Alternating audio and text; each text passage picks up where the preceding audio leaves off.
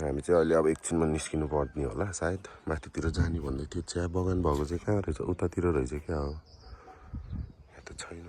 त यही यहाँबाट यस्तरी आएर त्यहाँबाट छिरेर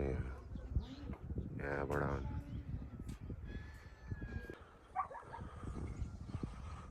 मर्निङ भ्यू बल्ल बल्ल घाम लाग्ला त्यहाँ चाहिँ हिमाल यही प्यारी होमस्टे साधनहरू त्यही छ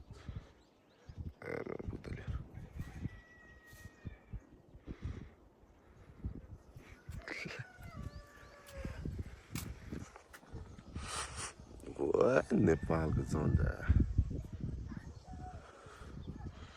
राम्रो रहेछ गाउँ तर यार